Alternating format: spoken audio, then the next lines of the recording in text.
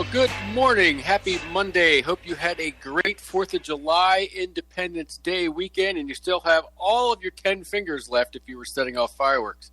This is your substitute teacher again, Glenn Biddle, sitting in for Double J and Eric as they are still sidelined, but hopefully they'll be back soon.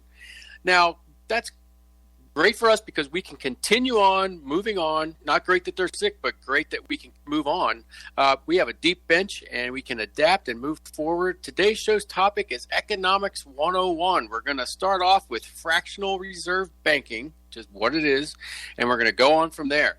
Okay, the Federal Reserve has really increased its presence during this pandemic time as both the lender and the buyer of last resort.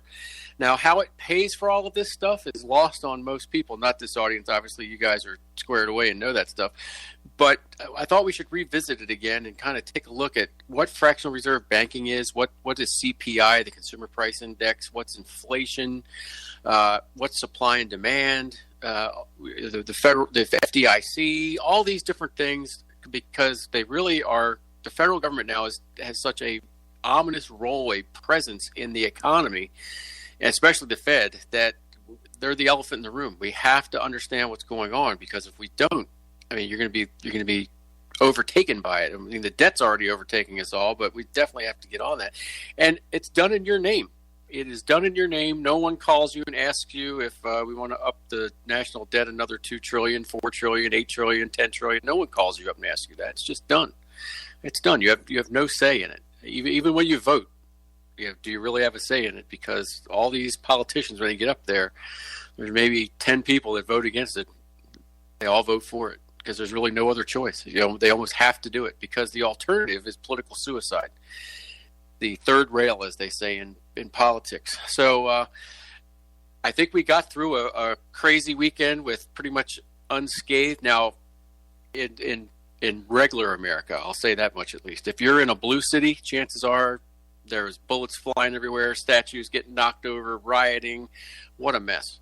Okay, I think there's over 162 shootings in the United States over this weekend. Okay, lots of fatalities. New York crime rates off the charts, Chicago off the charts, Baltimore off the charts. You name your blue city, it's off the charts. Why is that happening?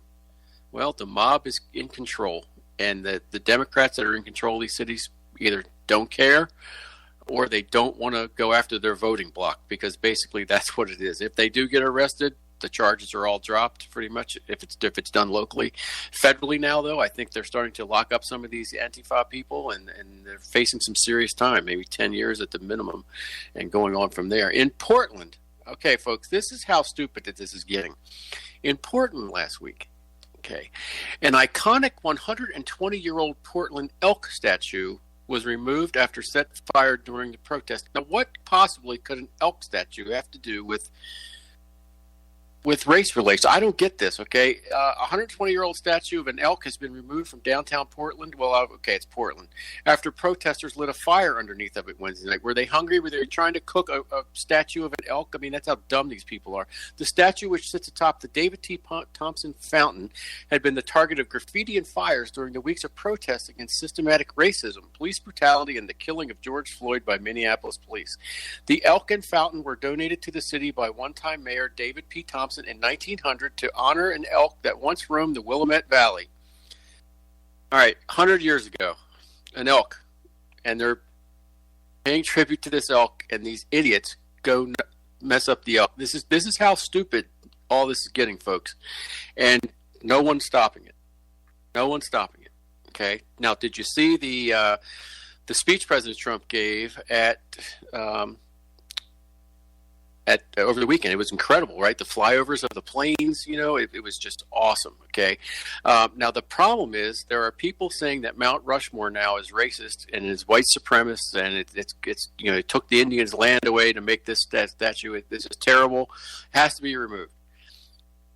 What is sacred in America anymore, folks? This is ridiculous. Okay. That was a wholesome American, nice way to celebrate the Independence Day weekend, and people have to find fault with it. I just don't get it. Okay, it's absolutely a mess. Columbus statues were taken down. One in Baltimore, right in front of the police. Okay, they did nothing. It was knocked down and dragged to the inner harbor of Baltimore and thrown into the water.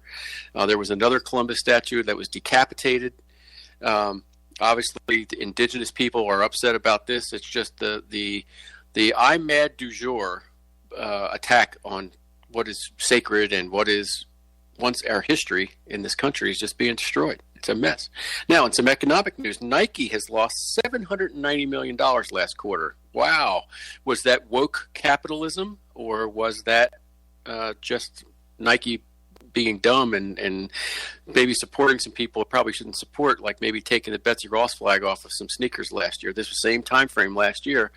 Nike has made its bed, and they're going to have to deal with this. Now, who's going to pay the price? Well, they're workers in their stores. That's who's going to pay the price, because at this point, that's where they're going to go after. They're going to do some restructuring. They're going to try to direct their sales into more profitable parts of the company. Dick's Sporting Goods did the same crap when the gun issue happened. They said, well, we're going to get rid of black rifles, the AR-15s out of our stores. We're going to take 150 different product lines off that glorify AR-15s and ammunition and all that stuff. Well, guess what? They had a 25% loss last year. 25%. So I hope that they think they're going to survive off of their other, maybe their golf sales, but they lost a huge portion of their sales when gun owners said, nope, sorry, we're not going to shop anymore at Dick's Sporting Goods. That's what woke capitalism gets you, ladies and gentlemen. When we get back, fractional reserve banking. Got a great clip about that. Stay tuned. You might learn something. And welcome back to the Patriot Radio News Hour on a Monday. This is your substitute teacher, Glenn Biddle, sitting in for Double J and Eric. The website is up, allamericangold.com. We're coming to you live from 1010 KXXT, Family Values Radio in Arizona, and also 1360 KHNC in the heart of northern Colorado. And we're rocking and firing on all those frequencies and the internet. We want to start off with fractional reserve banking. We have a clip about just exactly how it works and the hidden costs of it, which are inflation and debt. And Jason, without further ado, if you go ahead and play that clip. A number of years ago, the Central Bank of the United States, the Federal Reserve, produced a document entitled Modern Money Mechanics. This publication detailed the institutionalized practice of money creation as utilized by the Federal Reserve and the web of global commercial banks it supports. On the opening page, the document states its objective. The purpose of this booklet is to describe the basic process of money creation in a fractional reserve banking system. It then proceeds to describe this fractional reserve process through various banking terminology, a translation of which goes something like this. The United States government decides it needs some money, so it calls up the Federal Reserve and requests, say, $10 billion. The Fed replies, saying, sure, we'll buy $10 billion in government bonds from you. So the government takes some pieces of paper, paints some official-looking designs on them, and calls them Treasury bonds. Then it puts a value on these bonds to the sum of $10 billion and sends them over to the Fed. In turn, the people at the Fed draw up a bunch of impressive pieces of paper themselves, only this time calling them Federal Reserve notes, also designating a value of $10 billion to the set. The Fed then takes these notes and trades them for the bonds. Once this exchange is complete, the government then takes the $10 billion in Federal Reserve notes and deposits it into a bank account. And upon this deposit, the paper notes officially become legal tender money, adding $10 billion to the U.S. money supply. And there it is. $10 billion in new money has been created. Of course, this example is a generalization, for, in reality, this transaction would occur electronically, with no paper used at all. In fact, only 3% of the U.S. money supply exists in physical currency. The other 97% essentially exists in computers alone. Now, government bonds are, by design, instruments of debt. And when the Fed purchases these bonds, with money it essentially created out of thin air, the government is actually promising to pay back that money to the Fed. In other words, the money was created out of debt. This mind-numbing paradox of how money or value can be created out of debt or a liability will become more clear as we further this exercise. So, the exchange has been made and now $10 billion sits in a commercial bank account. Here's where it gets really interesting. For as based on the fractional reserve practice, that $10 billion deposit instantly becomes part of the bank's reserves, just as all deposits do. And regarding reserve requirements, as stated in modern money mechanics, a bank must maintain legally required reserves equal to a prescribed percentage of its deposits. It then quantifies this by stating, under current regulations, the reserve requirement against most transaction accounts is 10%.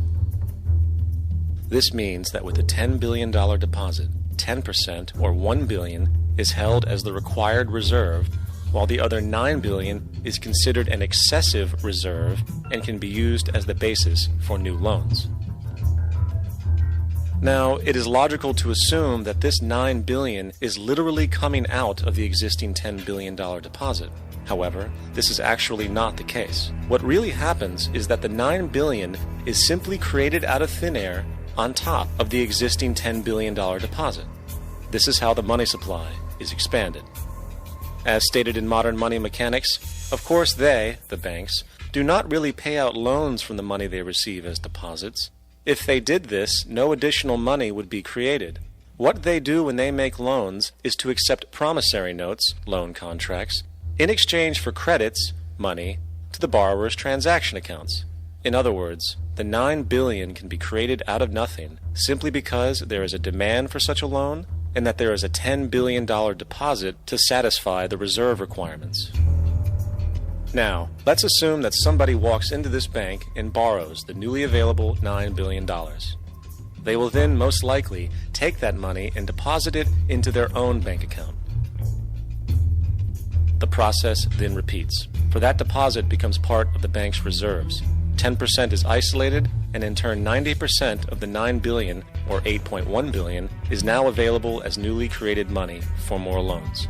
And, of course, that 8.1 can be loaned out and redeposited, creating an additional 7.2 billion to 6.5 billion to 5.9 billion, etc. This deposit money creation loan cycle can technically go on to infinity. The average mathematical result is that about $90 billion can be created on top of the original $10 billion. In other words, for every deposit that ever occurs in the banking system, about 9 times that amount can be created out of thin air. Money jitters. Ask the obliging Bank of America for a jar of soothing instant money, M-O-N-E-Y, in the form of a convenient personal loan. So, now that we understand how money is created by this fractional reserve banking system, a logical yet elusive question might come to mind. What is actually giving this newly created money value? The answer? The money that already exists. The new money essentially steals value from the existing money supply. For the total pool of money is being increased irrespective to demand for goods and services. And as supply and demand finds equilibrium, prices rise, diminishing the purchasing power of each individual dollar. This is generally referred to as inflation, and inflation is essentially a hidden tax on the public. What is the advice that you generally get? And that is inflate the currency. They don't say debase the currency. They don't say devalue the currency. They don't say cheat the people who are saved. They say lower the interest rates. The real deception is when we distort the value of money. When we create money out of thin air, we have no savings, and yet there's so-called capital.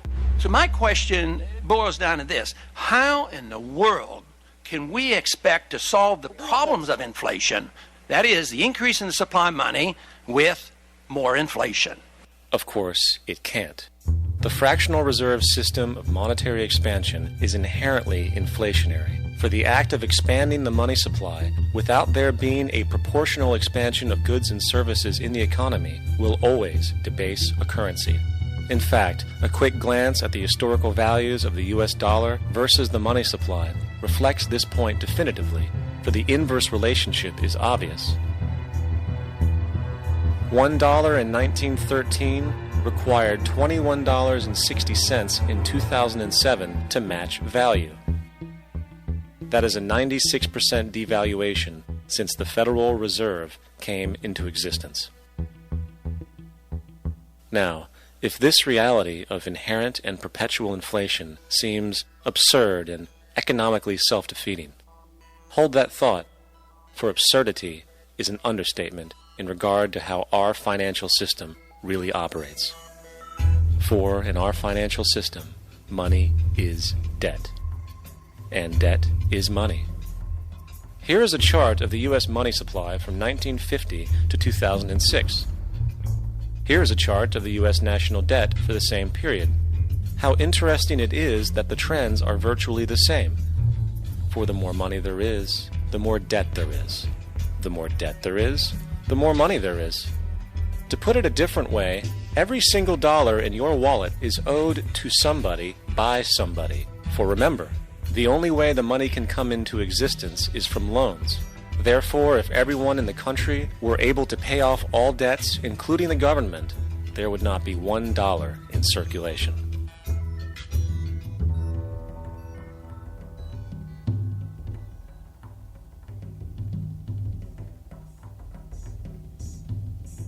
In fact, the last time in American history the national debt was completely paid off was in 1835, after President Andrew Jackson shut down the central bank that preceded the Federal Reserve. In fact, Jackson's entire political platform essentially revolved around his commitment to shut down the central bank, stating at one point, "The bold efforts the present bank has made to control the government are but premonitions of the fate that awaits the American people, should they be deluded into a perpetuation of this institution or the establishment of another like it." Unfortunately, his message was short-lived, and the international bankers succeeded to install another central bank in 1913, the Federal Reserve. And as long as this institution exists, perpetual debt is guaranteed. Now, so far we have discussed the reality that money is created out of debt, through loans.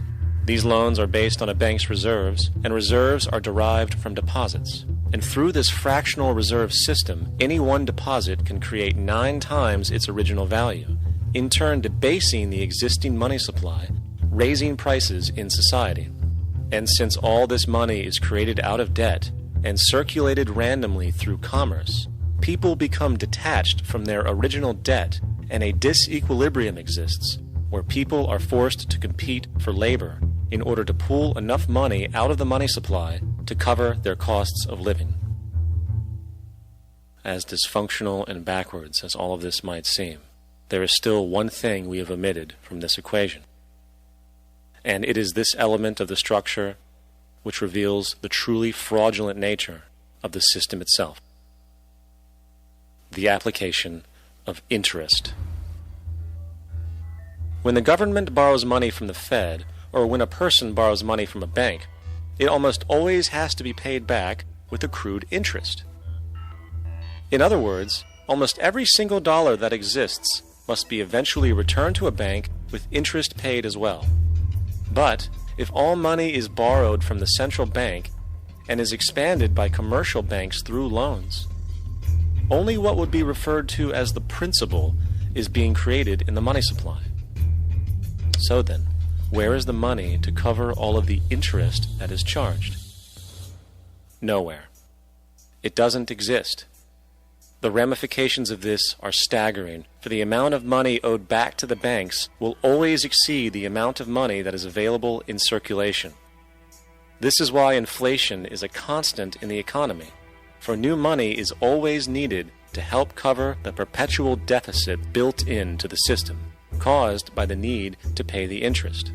What this also means is that mathematically, defaults and bankruptcy are literally built into the system, and there will always be poor pockets of society that get the short end of the stick.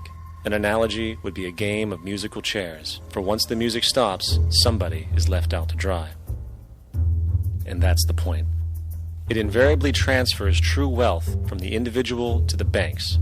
For if you are unable to pay for your mortgage, they will take your property, This is particularly enraging when you realize that not only is such a default inevitable due to the fractional reserve practice, but also because of the fact that the money that the bank loaned to you didn't even legally exist in the first place. All right, that is a great clip. And I tell you what, ladies and gentlemen, the big thing here is inflation. Now, what actually is inflation? Well, it's a general increase in prices and fall in purchasing value or purchasing power of money. And they just gave a great example of that. All right, and here's the easy definition. It's too many dollars chasing too few goods. Okay, so right now we are awash in money in this country. A lot of people are just saving it. And the government hates this. They want you to go out and spend it. There's a shortage of coins right now because no one's spending their money.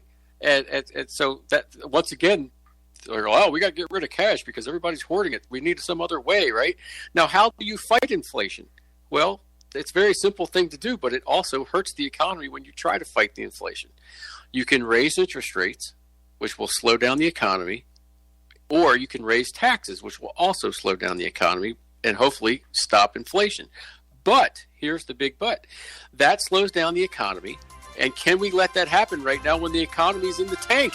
All right, we'll talk more about this when we come back. Halftime on a Monday, fractional reserve banking. I know everybody's shaking their head right now in the audience, like, how did we get to this point? Well, we got there because in 1913, a bunch of crazy guys that wanted to protect themselves.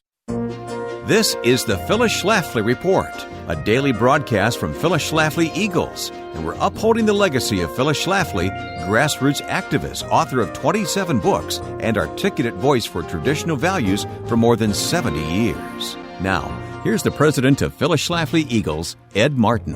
After 3.5 years of President Trump, you would think the mainstream media would have gotten the hint that America is tired of the mainstream media's lies and hypocrisy.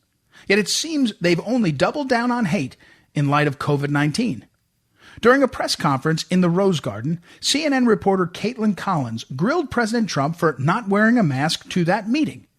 He rightly responded by pointing out that of the people on the platform with him, we've all been tested and we're quite a distance away and we're outdoors.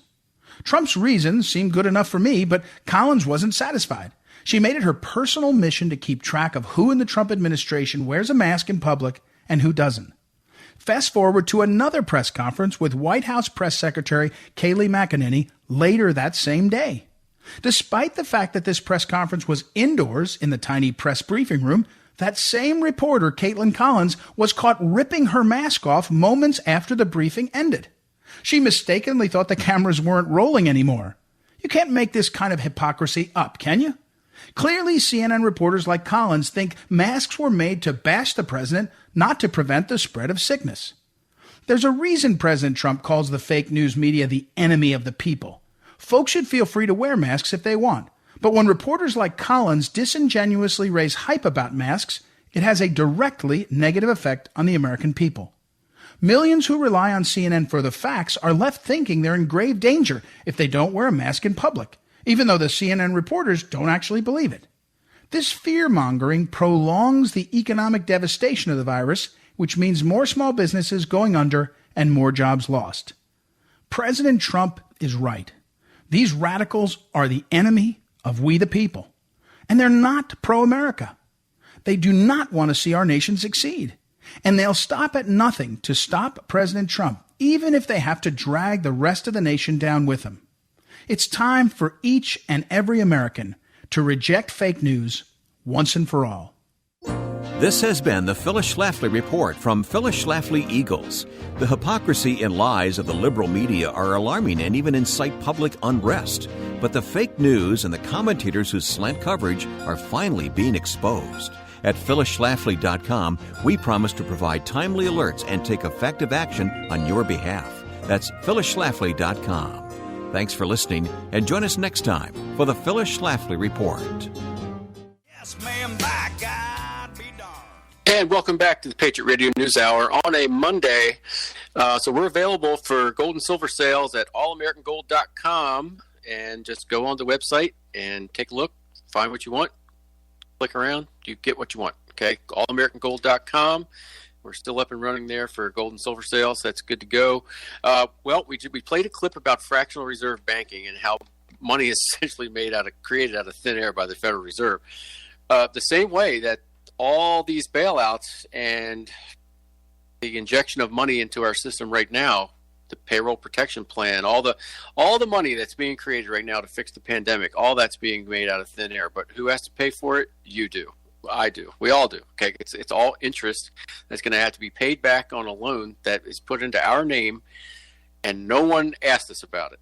Okay, the Federal Reserve, the lender of last resort and the buyer of last resort, they're buying up all these different things to shore up the economy. And Jay Powell has pretty much said we'll do whatever we have to do to fix it. And it's all done in your name once again. All right, so how do we fix inflation? I gave you the definition of inflation. The easy way to think of it is too many dollars chasing too few goods.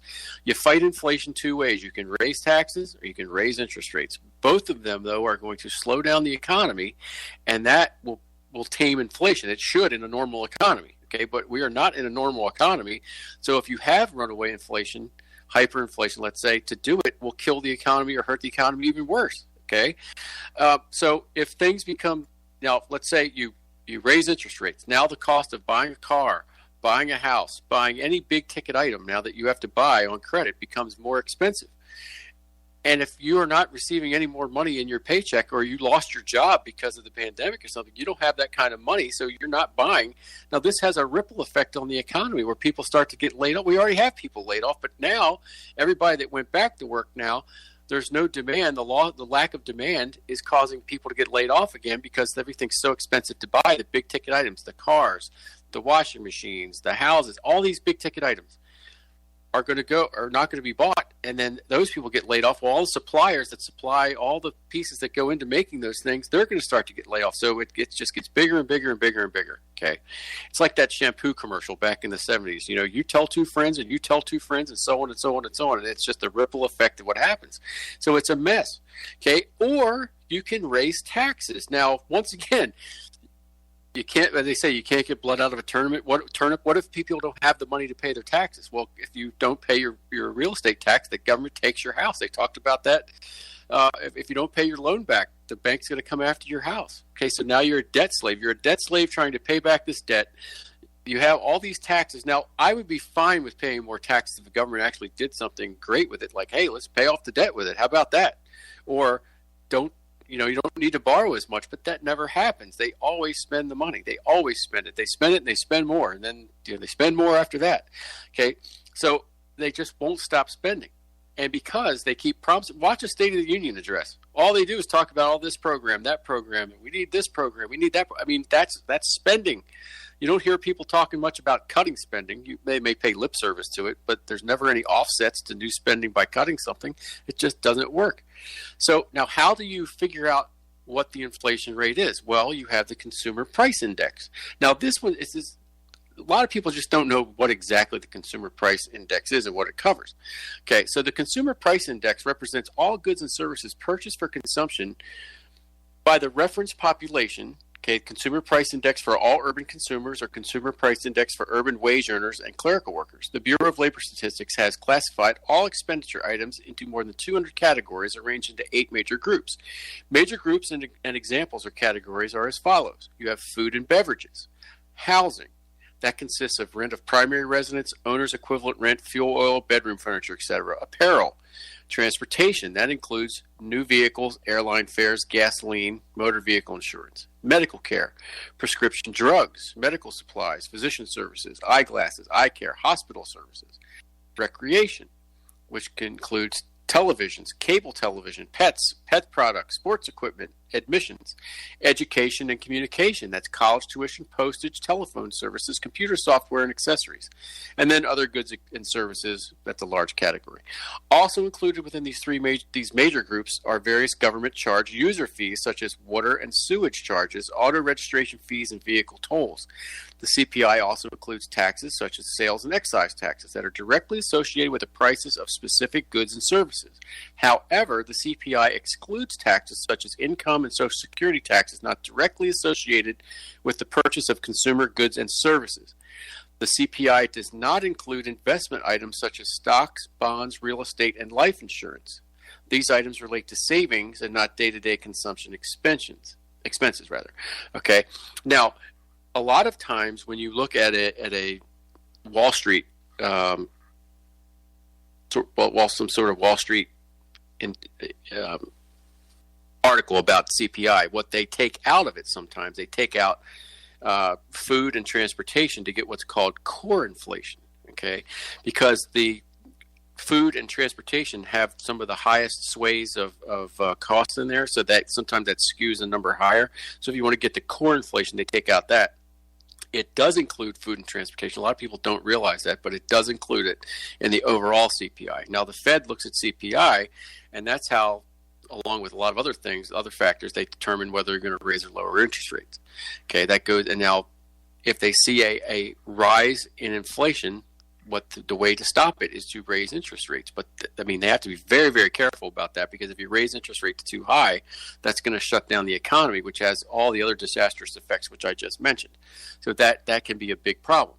So there's so many things that the Federal Reserve has its hand into now. And we talked about, at the break, I was talking about how did the Federal Reserve get started? Well, it started with a bunch of bankers that kind of formed a cartel. Now, when you say the word cartel, that has a negative connotation to it. But these bankers wanted to they were worried about competition from other banks as the country was moving west. And so they wanted to shore up their pie, because there were a lot of bank failures, and bank failures aren't good for the banking industry. And they wanted to make sure that all this was taken care of. So it was created down at Jekyll Island. So if you ever get the chance to read the book or listen to the book on tape, The Creature from Jekyll Island by G. Edward Griffin, it's a must read. You have to read that book or listen. I listen to it. I've been listening to it on tape as I walk in the morning. It is incredible. And it goes into very good detail on bailouts and how the FDIC, the fractional reserve banking, it goes into all this stuff. And it just shows you how all this was created. And it was all created under a ruse. All these men that went down to Jekyll Island went down there, and they wouldn't use last names. The staff at Jekyll Island was removed, and temporary staff was brought in so that nobody would know who these people were, because if this was done probably under just as much secrecy as planning for a war, and it technically is a war because it's a war against competition, the banks wanted to make sure that they stayed solvent and that they stayed strong by eliminating weak banks or pooling them all together so that they would have less bank failures. And what a mess. Absolute what a mess. The Federal Reserve, as the clip said, we have lost 96% of the value of the dollar since the Fed was created. That's our money that we have to go out and use every day, devalued by 2% a year. We'll be right back, ladies and gentlemen. More on supply and demand when we come back. Patriot Radio News Hour on Monday. Stay tuned. And welcome back to the Patriot Radio News Hour. This is your substitute teacher, Glenn Biddle, sitting in today for Double J and Eric. We're talking about fractional reserve banking. We're talking about inflation.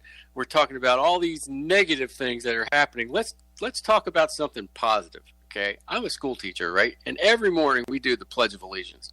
And I wish I had the time every day that I could do this Pledge of Allegiance. Can you go ahead and play that clip, please? I remember a teacher that I had.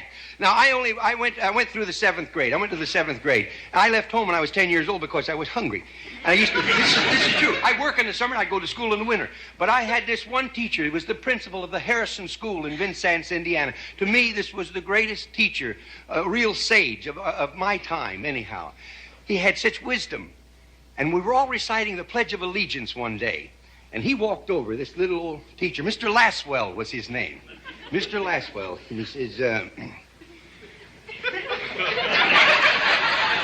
he says, I've been listening to you boys and girls recite the Pledge of Allegiance all semester, and it seems as though it's becoming monotonous to you. If I may I recite it and try to explain to you the meaning of each word? I, me, an individual, a committee of one, pledge, dedicate all of my worldly goods to give without self-pity, allegiance, my love and my devotion to the flag our standard, Old Glory, a symbol of freedom. Wherever she waves, there's respect, because your loyalty has given her a dignity that shouts freedom is everybody's job. United. That means that we have all come together. States, individual communities that have united into 48 great states. 48 individual communities with pride and dignity and purpose. All divided with imaginary boundaries, yet united to a common purpose. And that's love for country. And to the Republic, a state in which sovereign power is invested in representatives chosen by the people to govern. And government is the people. And it's from the people to the leaders, not from the leaders to the people, for which it stands. One nation, meaning so blessed by God, indivisible, incapable of being divided, with liberty, which is freedom, the right of power to live one's own life without threats, fear, or some sort of retaliation.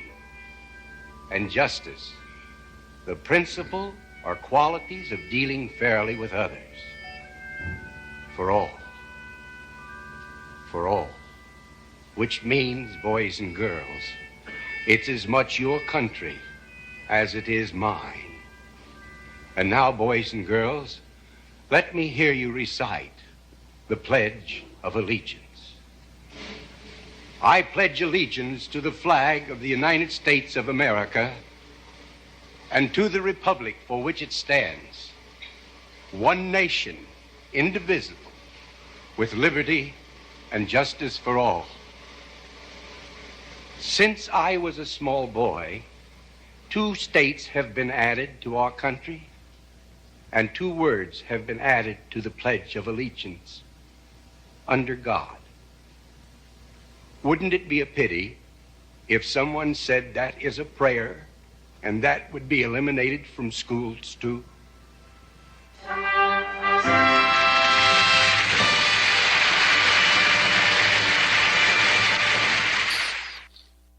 All right, that was Red Skelton. That's a great clip. You can find that on YouTube. Just type in Red Skelton, Pledge of Allegiance.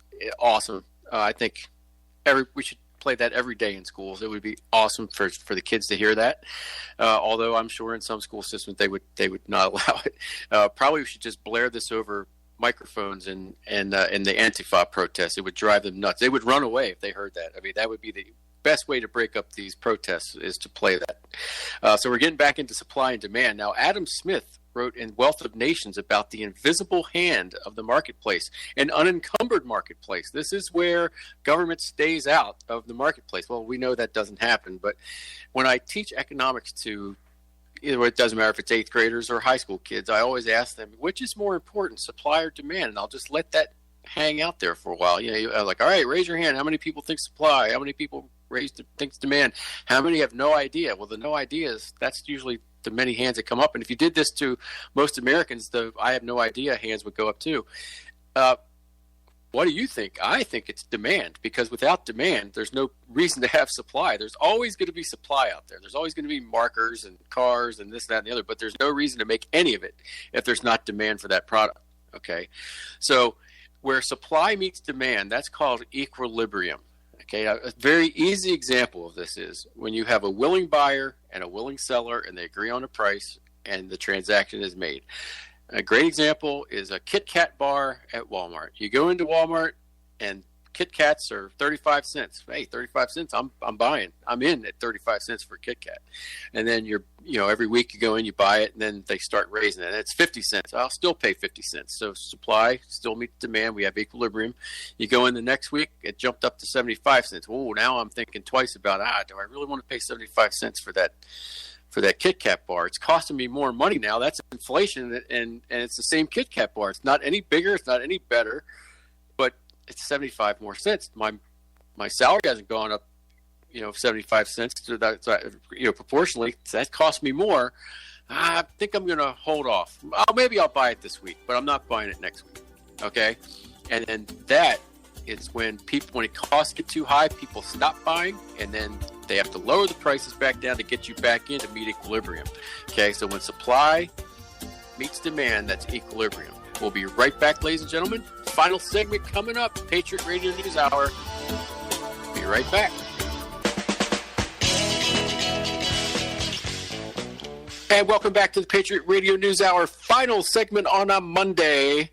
Looking at the markets, Dow Jones is exploding, up 339 points. NASDAQ's up 223. The S&P is up 43. Oil flat at $40 a barrel. I was talking last week, is that going to be enough to save the shale industry? We'll have to see on that one. Gold is up about $3 to $1,792.80. And silver, let's see what's silver doing. Silver is up 23 cents a day at $18.55. Once again, anytime silver's under $20, buy it. Okay, stack that silver. So today is National Fried Chicken Day. So that's huge where I come from. I live in Maryland, the Delmarva Peninsula. Everything in our economy supports the fried chicken, or just chicken industry, the poultry industry. And in fact, during the pandemic, there was such a drop in demand that the birds were getting too big, and the birds could not fit into the processing machines, and they had to just kill all the chickens. It was such a waste. I saw an article this weekend about how there's like a 1 million pound pile of potatoes out in Idaho that they can't get to market. That's insane. I mean, these supply chains are really affected. When we talk about supply and demand, once again, that unencumbered marketplace, you know what? Everybody just needs to drive to Idaho and go get their potatoes for the year and help these farmers out because they're hurting, So, gosh, I had 6 pages of notes about this economic stuff today. We didn't get through half of it. So I guess we'll continue on that tomorrow. Just this day in history, there was a real good one here. In 1835, John Marshall, the 3rd Chief Justice of the Supreme Court, died at the age of 79. 2 days later, while tolling in his honor in Philadelphia, the Liberty Bell cracks. I did not know that. And I'm a history teacher. That's pretty cool. Not that John Marshall died, but it's interesting that the Liberty Bell cracked in his honor. So this supply and demand stuff, ladies and gentlemen, when we talk about equilibrium, think about if we replace Kit Kat bar with Chevrolet or Cadillac Escalade. Okay, if a Cadillac Escalade is $90,000, at what point do you not buy? Okay, at what point does that Escalade have to come down to the point where you're in and where supply meets demand, where you have a willing buyer and a willing seller and they meet and we have equilibrium? That is the key issue here now in this economy, because can you make it as a restaurant owner at 25% capacity or 45% capacity? Can you do it? I mean, you have to look at those bottom line numbers. What do I have to charge more to make up for the lack of capacity? Do I keep all my labor? What do I do? I mean, that's critical that everybody has to think about this stuff. And I heard today on the radio, local governments are not accepting cash to pay your taxes. They don't want you dirty peasant to come into their offices and spend that dirty cash. There's a whole war on cash that we're dealing with. It's quite a mess that we have right here. So I wanted to get into FDIC and bailouts and all that stuff. I think we'll get into that tomorrow because there's just so much more that we could get into. So think about this, ladies and gentlemen. 2% inflation that the Federal Reserve kicks in every year. They bake it into the cake. So after 10 years, let's say after 5 years, that's 10% less buying power. So you go to Walmart and or your grocery store, where you go, and you want to buy bacon. And let's say 2 or 3 years ago, bacon was $3 a pound, and now it's $5 to $6 a pound. That bacon hasn't gotten any better. It's the fact that that's why they're charging more. No, it's the same bacon, same amount. Okay, it's just that your money has less value. It takes more of those fraudulent reserve notes in your wallet to buy them. That's loss of buying power, ladies and gentlemen. That's why you need to buy gold and silver. It does retain its value. We'll be back tomorrow. Stay with us, Patriot Radio News Hour. Same bat time, same bat channel. Thanks for listening in. See you tomorrow.